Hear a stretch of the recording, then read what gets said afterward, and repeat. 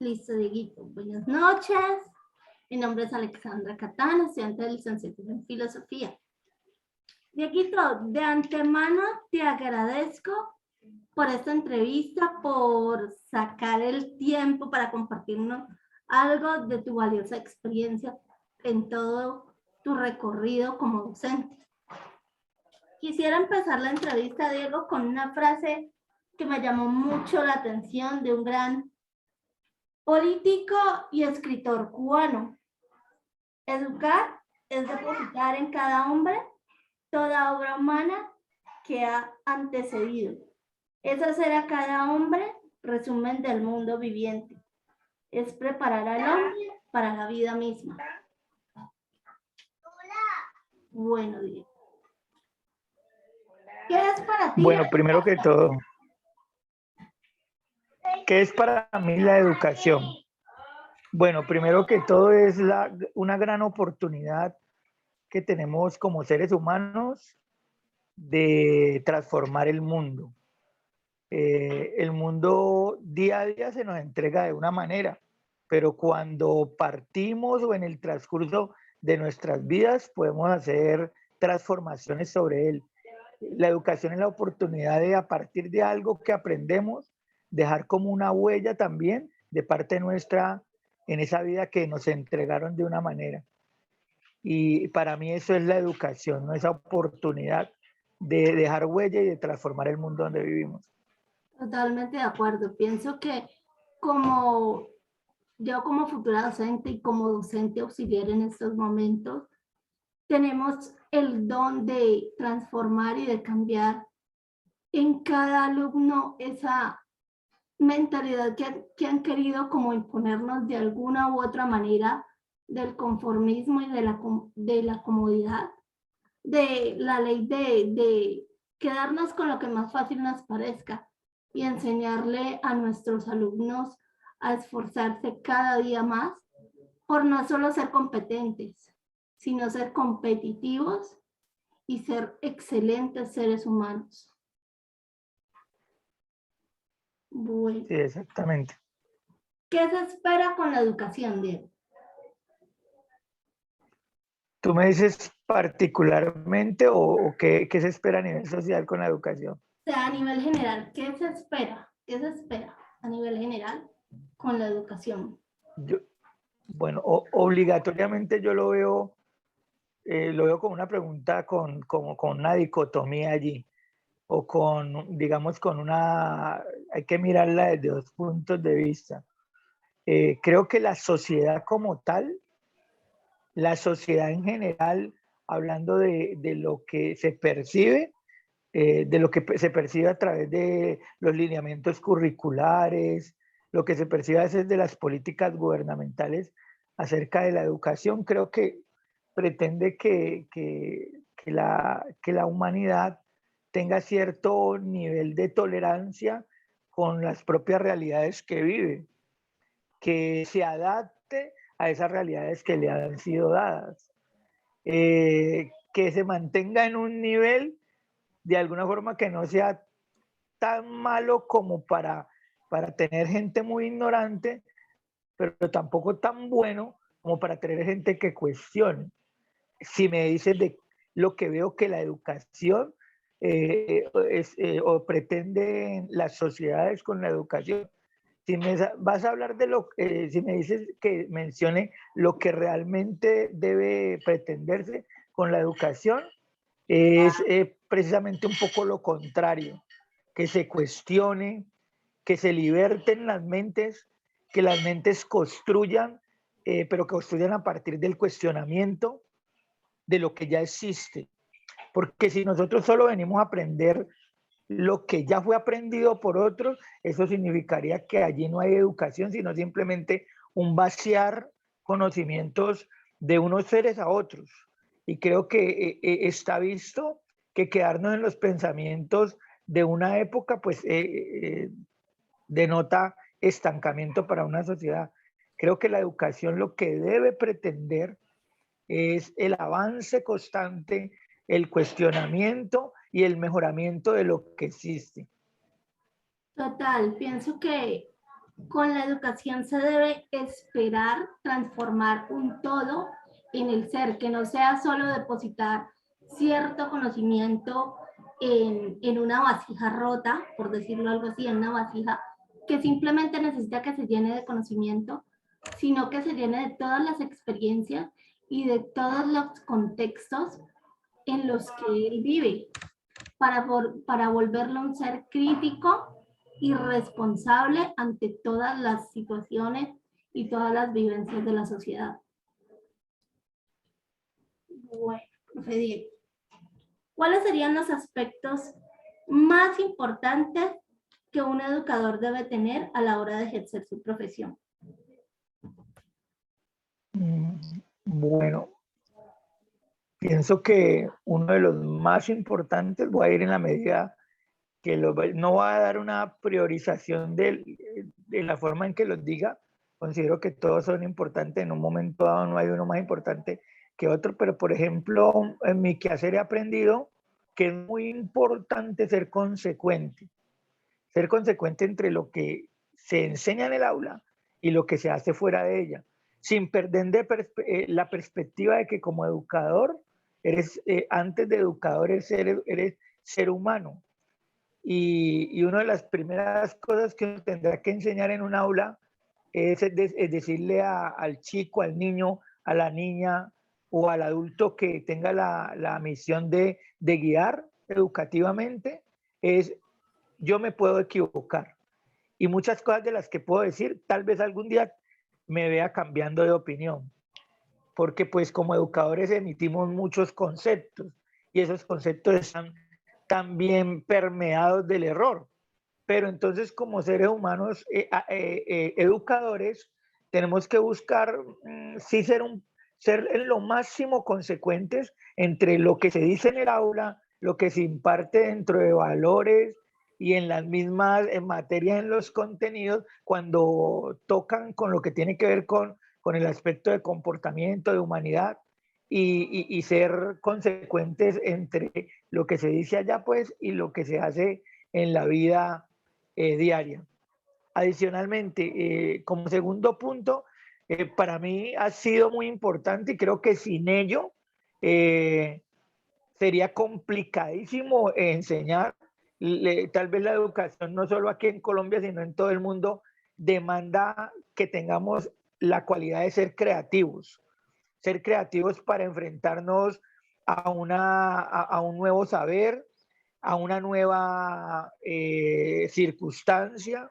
Por ejemplo, frente a todo esto que ha pasado con la pandemia, tuvimos que sacar avante muchas veces clases con metodologías que no teníamos, inventarnos nuevas metodologías, nuevas didácticas, aplicar cosas que sabíamos pedagógicamente, pero en contextos totalmente diferentes, y allí aparece la creatividad como esa cualidad que debe tener todo maestro. Adicionalmente, pues esa creatividad hace que tu clase sea una experiencia en lo posible bien interesante para el estudiante, porque pues a veces no es simplemente, como decíamos, llegar a dar un saber, sino estar allí y medir hasta qué punto lo está adquiriendo el estudiante, el alumno, hasta qué punto está sintiendo, uno está sintiendo que hay conexión entre el conocimiento, el profesor y el estudiante. Entonces yo creo que la creatividad tiene mucho que ver, ese sería el segundo elemento. Y el tercero, pienso yo que es la empatía. Hace un tiempo yo no hubiera hablado de este término, pero creo que ahora es muy apropiado. Creo que le hubiera llamado uno tener como sentir lo que hace el otro. Bueno, ahora el término empatía es el apropiado. Empatía, ¿por qué? Porque tú tienes que saber, para leer un contexto en el cual das educación, debes saber frente a quién estás y tal vez ponerte en los zapatos de quien estás dando clase o dirigiendo una clase o guiando, como yo prefiero llamarle, hacia el saber, hacia un conocimiento, y saber que esa persona de pronto, tú eres docente, has llevado un bagaje de aprendizajes, pero tal vez la otra persona no. A veces somos el docente a veces es muy prepotente con su saber y se olvida que la razón de ser es iluminar o ayudar a iluminar a ese alumno. La palabra alumno aprendí hace un tiempo que es carente de luz, pero no es que no sepa nada, es que él tiene su propia luz y nosotros alumbramos un camino para que él siga y encuentre su propia luz. Entonces esa empatía también la considero muy necesaria como docentes. Exacto, es como también ponernos en el lugar del alumno y saber que todo va a cambiar, todo lo que el docente tiene puede cambiar dependiendo de la realidad de ese alumno. Yo ponía un ejemplo. Ok, sí, es verdad. Yo no le puedo exigir a un alumno que lea en una comunidad donde no hay esa cultura de leer. ¿Qué debo hacer? Inculcar esa cultura de leer antes de juzgar al alumno, de decirle no lea, no, porque no lee. ¿Por qué usted en sexto, séptimo, octavo no tiene comprensión lectora? Debo como docente ponerme en el lugar de ese alumno y saber que no ha habido una persona que le inculque esa parte de la comprensión lectora, esa parte de leer. O por ejemplo, yo no le puedo decir a un alumno, salude, si en su casa ni siquiera le dan las buenos días ni las buenas tardes. Debo yo como docente empezar a poner el ejemplo, ni siquiera imponer, a poner el ejemplo para que así el estudiante aprenda. Bueno, Es verdad. Sí, eso es parte de empatía. totalmente. ¿Cuál cree usted, profe Diego, que es el objetivo de una clase? ¿Cuál es el objetivo de una clase? Bueno, pienso que es muy variable, ¿no? Es muy variable cuando hablamos de objetivo, vemos que muchas veces cada tema tiene un objetivo, pero si hablamos de un objetivo general de una clase es que un joven abra su mente a la pregunta de qué es esto, para qué sirve, cómo se constituye, dependiendo del saber y del área, pero casi siempre considero que la clase es la apertura a la pregunta. Que voy a adquirir el objetivo, parte del objetivo es que yo adquiera unos saberes, sí, pero si en la clase no se abren preguntas frente a ese saber, darte un ejemplo. Si yo estoy enseñando acerca de los recursos hídricos de Colombia o estoy hablando acerca de la correcta redacción de un ensayo en el área de español y literatura, en ambos temas, además de dar un bagaje de decir los nombres de los ríos de Colombia, decir a qué departamentos bañan, y en el caso del ensayo decir cómo se hace, las partes, la estructura, yo tengo que despertar al muchacho. Bueno, al final de la clase el chico tiene que, o la chica tiene que decir, teniendo tantos ríos, porque somos pobres en agua, o porque hay partes de nuestra nación que no les llega agua potable, o por qué nosotros teniendo, ¿para qué nos sirve el ensayo en un paisaje como el que tenemos nosotros actual, donde no se permite hablar mucho, o quien habla es tildado de vándalo, o es tildado de revolucionario, o de comunista? Entonces el ensayo me dice, es que es la posibilidad que tengo yo, el muchacho dice, entonces el ensayo viene a suplirme la posibilidad de argumentar en mi debate, de argumentar en mi discurso, y de esa forma tener más fuerza frente a aquellos que quieren callarme.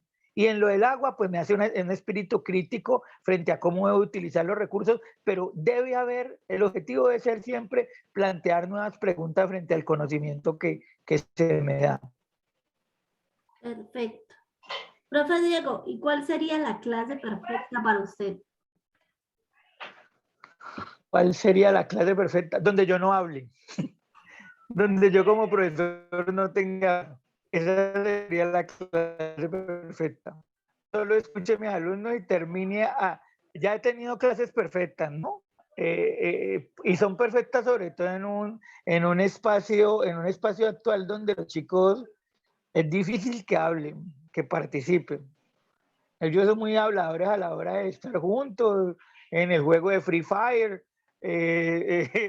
Bueno, ellos muy en otros espacios, pero en clase es complicadísimo que hablen. Sí, Y, total. y la clase perfecta es cuando los alumnos, hace muy poco, hicimos un debate sobre el aborto con chicos de décimo grado del colegio donde doy clases y ver a los chicos queriendo arrebatarme la palabra había que cuadrarles porque el debate requiere de un moderador, pero eso de que ellos son los que quieren hablar, que no quieren que se acabe la clase y que en última al terminar la clase termine como con una nueva perspectiva de un tema que tal vez por su edad, por sus propias vivencias, no había contemplado. Para mí esa es la clase perfecta, donde ellos sean los protagonistas y yo sea el que aprenda.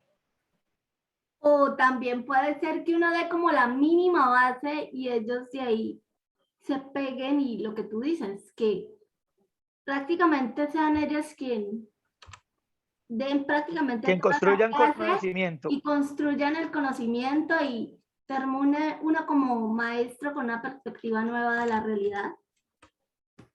Sí, Pero para algo eso así también sería para tenemos mí. que tener eso que hablábamos, esa empatía como docente, darle al estudiante esa confianza de que se exprese, de que debata, de que genere nuevas ideas, de que exponga su punto de vista y no coaccionarlo. Obviamente, sí. Ni querer que él termine pensando lo que uno piensa, no. Yo por lo menos cuando hemos hecho las sesiones de debate, yo les advierto desde el principio en el debate el que quiera cambia de opinión, el que quiera no, pero por ejemplo con ese ejercicio que te estoy describiendo, el resultado fue que nadie cambió de opinión, algunos afianzaron más su opinión, otros tuvimos un nuevo elemento dentro de nuestra opinión para estar en contra o suavizar nuestra postura, pero así debe ser, o sea, no debe ser impositivo por parte del profesor ningún saber. O sea, el saber se muestra, pero tiene que dejarse que el estudiante cuestione porque él es un ente vivo de conocimiento, él no puede quedarse únicamente recibiendo. Y cuando él se hace un ente interactivo, esa clase es lo mejor que puede haber. Total. Profe Diego, ¿cuáles serían para usted los pasos para una clase perfecta? Los pasos para una clase perfecta. Bueno, tuve la fortuna de aprender, de moldear mi forma de educar con el método Scout, ¿no? Yo hice parte hace yo creo que por ahí unos 20 años, del Colegio Ecológico Scout, que en ese tiempo era el único colegio Scout a nivel de Colombia y era uno de los primeros a nivel de Latinoamérica. En el método Scout, el señor Baden Powell, es el fundador del escultismo, él aplica algo de pedagogía, ¿no? Y los pasos de la pedagogía en algún momento hablan y yo lo aplico, de el chico o la chica no llega a la clase siendo un papel en blanco, entonces vamos a ver qué sabe, qué trae. Y ese bagaje que el chico o la chica trae se vuelve insumo para desarrollar la clase, para guiarla. Casi siempre, cuando no hago ese sondeo, lo reemplazo por algo de motivación, algo de sensibilización. Por ejemplo, si estamos hablando del maltrato a las mujeres o la postura o la posición que tienen a nivel social las mujeres en Colombia en la actualidad y en el mundo, un video que impacte, un video que te ponga a pensar. Entonces, una lluvia de ideas sería lo ideal, que te sirve para motivar y te sirve para ver ese presaber que tiene el muchacho. Eh, Luego comenzamos a dar algunos conceptos, datos, y plantear antes de esos conceptos y datos, yo creo que iría como, bueno, ¿y para qué nos sirve esto? Creo que no puedo obviar ese pedazo porque un chico que no entiende para qué le sirve, por ejemplo, digamos, la etimología de las palabras, se le hace aburridísimo aprenderla. Pero Total. cuando tú le das una muestra práctica de para qué le sirve el conocer el origen, de dónde vienen las palabras, él cambia la perspectiva y el tema le interesa mucho más. Claro. ¿Listo? Luego ya uno podría introducirse en conceptos que sigan siendo muy interactivos, muy conectados con el contexto. Y en últimas, pienso que ya la parte evaluativa, como de remate, pero la parte evaluativa debe estar constantemente en ese proceso de enseñanza, ¿no? Como nos lo dice también el Ministerio de Educación, que en eso es muy acertado. El proceso evaluativo es constante y puede ser cambiante. Entonces pienso que esos serían como los pasos para una clase. Y por último, pienso que tiene que pasar algo donde pongas en práctica lo que aprendiste y tal vez, muy optimista de parte del profe, uno piense en que salga algo de beneficio para la comunidad, para la sociedad o para el chico mismo de ese saber aprendido, como una praxis, ¿no? Y aplicación de lo aprendido. Ok, profe, perfecto. Según su experiencia, profe, como docente, ¿es o no es necesario preparar una clase perfecta? Eso no es necesario preparar una clase, que no te entendí la última vez. ¿Es o no es necesario preparar una clase para que sea perfecta? No es un requisito necesario, pero no se puede caer en el facilismo de hacer clases sin preparar. Voy a ser muy honesto, yo esto no lo hubiera dicho hace 20 años. Hace 20 años yo no hubiera sido capaz de preparar una clase si no leía el tema antes, por lo menos. De pronto con el quehacer se vuelve algo como, no, ni siquiera mecánico, no puede utilizarse la palabra mecánica. Pienso que ya cuando uno lleva por lo menos 25 años en aula, como ya llevo yo, se vuelve muy fácil coger el tema, absorberlo, leerlo y dar la clase sin prepararla. Pero de alguna forma a veces puedes pecar en la no preparación porque hay aspectos que de pronto que requieren esa preparación. Yo pienso que no se puede caer en ninguno de los dos extremos, volverse extremadamente sistemático al hacer una clase. Mire, a mí me ha tocado que coger y hacer el preparador a un lado desde siempre, desde que estaba muy joven, y es, no, esto que yo preparé no tiene nada que ver con lo que la clase me está mostrando que quiere, y replantear mi clase en el momento. Entonces esa preparación se quedó allí, pero había otros momentos que esa preparación sistemática me ha permitido darle una vía organizada a un tema que requiere esa sistematicidad. Pero yo pienso que es como de momentos, pero más que nada, más que preparar o no preparar la clase, tenemos que estar preparados para dar la clase. No sé si me hago entender. Total, si yo como docente no estoy preparado para asumir como el control del tema o del grupo o monitorear esas situaciones, pienso que como docente no estoy haciendo absolutamente nada porque no se lo está Sí, dando no, y se va a al notar, estudiante. Ujú. y se va a Profe notar, y Diego, si hay algo que, sigue, profe. no, si hay algo real, es que los muchachos notan cuando vos no estás preparado para la clase. No es que no hayas preparado la clase, es que no estés preparado. Ah, no sabes nada, leíste el título y entraste a dar la clase. Eso lo saben, eso tampoco se debe hacer. Eso ya es una improvisación de la mala, aunque nosotros sí debemos de tener capacidad de improvisación, porque yo tengo una frase que es mía, acuñada, y si la llega a oír en otra parte, sepan que la dije yo. Para mí, cada clase es una puesta en escena. Y combino, Alexis, tú y yo compartimos alguna vez escenario y compartimos el lugar con Chato La Torre, que era nuestro profesor de teatro, y para mí el teatro ha permeado mi carrera como docente. Entonces yo cuando estoy allí, sé que tengo que improvisar, sé que tengo que inventar, pero no voy a inventar todo, porque eso sería bastante antiético.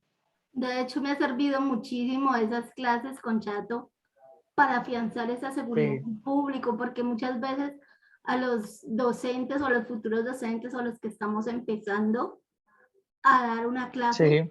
nos mata no la falta como de preparar la clase, sino como la falta de confianza para trabajar en público. Porque pienso que es muy fácil dictar una clase para 1 o 2 niños que para dictar, que no es lo mismo dictar una clase para 15, 20, 40 alumnos. Y es ahí donde se ve Sí, la preparación, el obviamente. dominio que tiene el docente sobre su clase, sobre Sí, el señor. tema, independientemente de Es esa verdad. preparación. Profe Diego, ¿cuál sería el material didáctico que usted prepararía en una clase de filosofía o de español o de inglés? Pero me hablas de algo tangible o intangible. Material didáctico, Algo que se puede pueda. ser tangible o intangible. No, bueno, para mí ahorita en filosofía yo estoy trabajando mucho con videos. Con videos hay mucho material en la web buenísimo para trabajar como apoyo. Intangible, te digo que la calle, el mundo, es un aula muy, o sea, es un almacén de materiales didácticos inacabable. Entonces, Total. llegas y cogieron a EPA Colombia y la van a condenar. Encontraste material didáctico para tu clase y para aplicarlo. En estos días estamos hablando